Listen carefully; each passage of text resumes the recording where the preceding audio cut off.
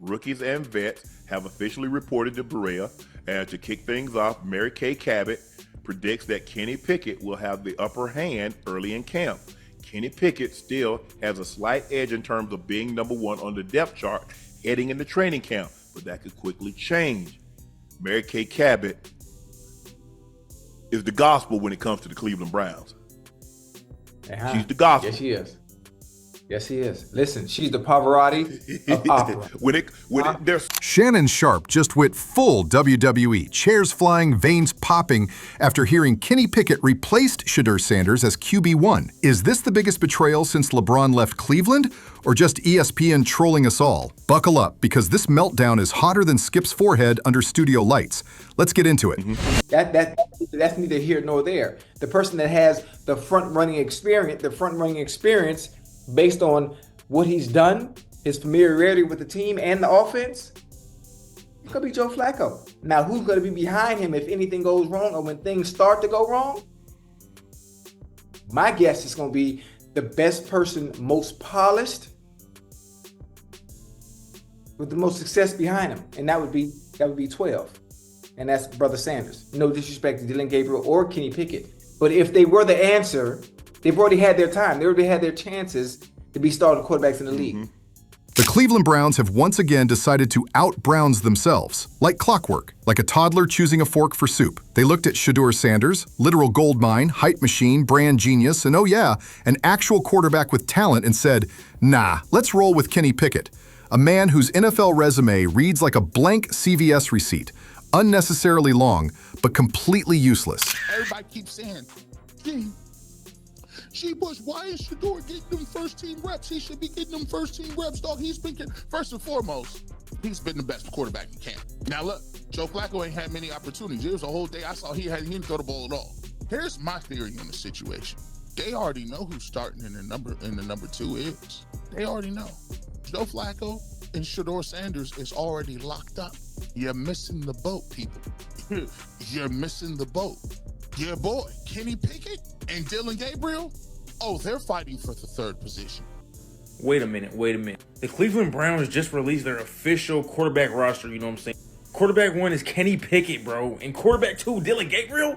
And then for the nerve they got to put Joe Flacco 3 and Shedeur Sanders number 4, the nerve they got, this has to be talked about, and I feel like somebody has to hear me out. Kenny Pickett, yes, he's a Super Bowl champion. So when everybody in my comments talking about Super Bowl champion Kenny Pickett, nah, bro, I'm not trying to hear that, bro. He's not like that. Shedeur Sanders at quarterback 4, what are we doing, bro? He's obviously the best in that quarterback room. It's not even close. Let me readjust this quarterback list, you feel me? So yeah, what the Browns should do, you know what I'm saying? Shedeur Sanders number 1. It's no question. He's the best quarterback in that room. Everybody was You've got Shedeur, the walking headline, the algorithm whisperer, the guy turning footballs into dollars faster than a crypto pump and dump, and yet, the Browns look at Kenny checkdown Pickett and go, starter material. They treat this like a game of duck, duck, goose and somehow manage to goose the entire future of their franchise. And before anyone pulls out the Pickett has experience card, please, experience doing what exactly? Getting benched in Pittsburgh? Throwing 5-yard outs like he's allergic to touchdowns? He's been in the league and still hasn't figured out how to play in it. We got it, man. Shedeur Sanders has made his way to minicamp, and for some reason, I keep hearing that he's quarterback number 4. Y'all better get it together, dog, because just look at this connection, dog, and look how smooth it is, dog. Check that out, man. It's a starting quarterback right there in my eyes. And I mean, there's no hate against Dylan Gabriel. I mean, just look at this. They threw it to the same wide receiver, and guess who looks better? Shedeur Sanders. Not gonna lie to you, there's no glaze, none of that. I'm just keeping it real with you, dog. They can't have these two quarterbacks going in with two veteran quarterbacks there, dog. One gonna have to go, and it ain't gonna be Shedeur. Straight up. But I see you, Dylan. But it ain't better than Shedeur rep. I ain't gonna lie to you. But here we got it. Another rep of Shedeur Sanders. Apparently QB4 is getting all the media attention than all the other quarterbacks, because guess what? He's the starting quarterback, dog. Meanwhile, Shedeur is throwing dots in training camp like he's playing Madden on rookie mode. This is what happens when a franchise with a history of terrible decisions gets a new toy and immediately picks the wrong batteries. Browns fans should honestly be asking for hazard pay at this point. You sit through decades of quarterback trauma, finally land a generational prospect with brains, arm talent, and actual marketability, and then you give the starting nod to a guy whose most impressive stat is the amount of times he's avoided press conferences. It's almost impressive how wrong this is. They've got Shedeur Sanders, whose jersey sales could fund half of Ohio's infrastructure. The guy's a walking economy, a media magnet, the kind of player you build around, not bench behind someone whose highlight reel might as well be a PowerPoint presentation. He's not going to be starting quarterback for you next year. Deshaun Watson probably will never play another game for the Browns. You said you wanted Joe Flacco back. Bring Flacco. You got him. You said you wanted two quarterbacks in the draft. You got Shedeur Sanders. Some people thought he could be the second or the 33rd pick. You got him. You got another quarterback in Dylan Gabriel. He's accomplished. Take him in the 3rd round. And you got Kenny Pickett. For some, hey, he's a former first-round pick, and he got picked by the Steelers. Steelers don't really get it wrong that much. I told y'all. Colin Cowherd predicts Shedeur as the starting QB. I saw a story this week. Kenny Pickett will take first-team snaps, and I thought, timeout. My money is Flacco beats out Pickett, and then Shedeur is the backup and becomes the starter very quickly. PFF has Kenny Pickett #1. Let's be real. This feels like sabotage, like someone in the Browns front office lost a fantasy league and had to pick the most uninspiring QB possible out of spite. You've got the it factor sitting on the sidelines, watching a dude who plays like the ball has a curse on it take first-team reps. This is not player development, it's career negligence. And the logic? Oh, the logic must be fantastic. Maybe they saw Kenny Pickett hand the ball off a couple times and said, yep, elite vision. Maybe he threw a spiral during warm-ups and someone popped champagne. It doesn't make sense unless the Browns are running a social experiment to see how quickly they can lose fans, money, and credibility in one preseason. Battle. I like what they're doing.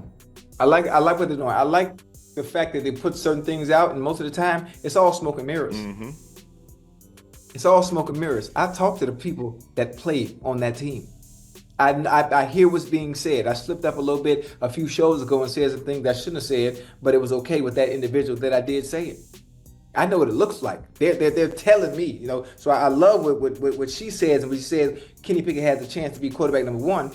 I know who's going to be quarterback #1 week 1 when they step on that field. I know. Meanwhile, Shedeur's out here treating every practice like it's the NFL Combine meets Wall Street, dripping in confidence, backing it up with laser throws, and still managing to sign new brand deals mid-drill. And yet, QB2? The only explanation is that the Browns have decided to treat this like an episode of a reality show. Cleveland's got mid. Who wants to start? They're not just hurting their chances on the field. They're tanking their brand. Shedeur Sanders brings eyeballs. He brings relevance. He's the kind of player who makes the national media pretend to care about Cleveland. But now, they've handed the keys to a guy who could walk into the facility in full uniform and still need a name tag. Politics is playing too much of a role in Cleveland. Kenny Pickett is a small hands quarterback who has been in the league for years and has proven that he is not an NFL starter. So to put him as #1 on the depth chart over Shedeur Sanders is politics and nothing other than politics. Shedeur Sanders is the best quarterback on the roster. We need to be able to see him play full preseason games, and going into week 1, Shedeur Sanders needs to be the starting quarterback for the Cleveland Browns. He doesn't need to split snaps, he doesn't need to split reps, he doesn't need to come in certain packages. Quarterback 1, hand him the offense, don't play with him. This is the equivalent of ordering filet mignon and sending it back for a soggy burger. And not even a good one, like stadium vendor dropped it but still served it type of burger. Browns fans were ready to wear Shedeur jerseys to weddings. Now they're stuck pretending Kenny Pickett is part of a master plan. It's like convincing yourself that reheated spaghetti is gourmet because the microwave beeped twice instead of once. You can feel the PR team sweating. They have the campaigns lined up. Shedeur shines in Cleveland.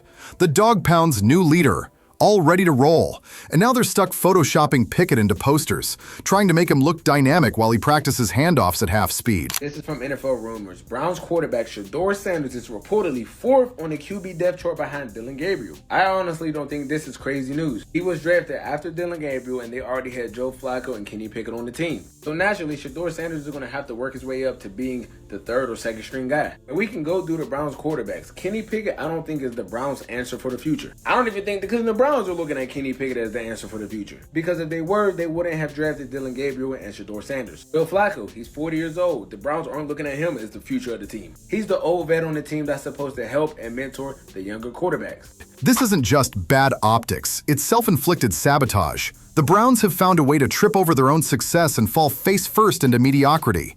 Shedeur Sanders is literally there, on the roster, in pads, ready to ball.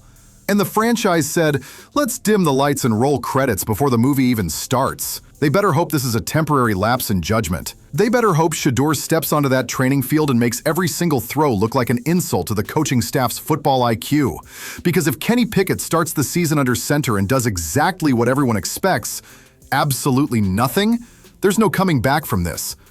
They have Deshaun Watson. He's injured with that second Achilles tear. I don't believe that he's going to play football for the Cleveland Browns ever again. So now you have 4 quarterbacks. You have Joe Flacco on a 1-year, $4 million deal, veteran, right? You have Kenny Pickett that you just traded for. Those are going to be the 2 who are battling for QB1. That is at least going into training camp. I'm not saying about who's going to be the week 1 starter just yet. Now you are going to have Dillon Gabriel and Shedeur Sanders splitting QB3 and QB4 reps.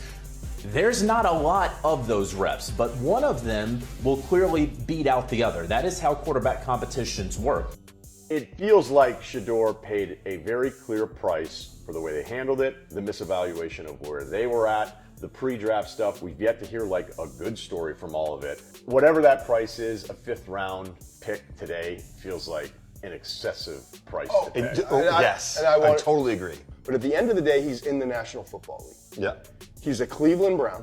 Yes, he may be 4th on the depth chart. Yes, he got drafted after Dillon Gabriel. I promise you this. He'll get every opportunity to beat out Gabriel. Right. I can also promise you this. If he goes in with the right attitude and it takes the chip on his shoulder, pick 144, and attacks his process, he's going to beat out Dillon Gabriel because he's just better. Yeah. And the fans will revolt, the memes will fly, and Shedeur will have the last laugh as his jersey sales keep climbing while he sits on the bench smirking like Thanos waiting for his moment. This is a textbook case of the Browns brownsing, a franchise allergic to good decisions. When other teams zig, the Browns do interpretive dance in the wrong direction. Let's just hope they snap out of it before Shedeur decides to walk into the locker room with receipts and a highlight reel. Because if the staff keeps playing blindfolded darts with the depth chart, Cleveland's going to lose more than just games. They're going to lose the future.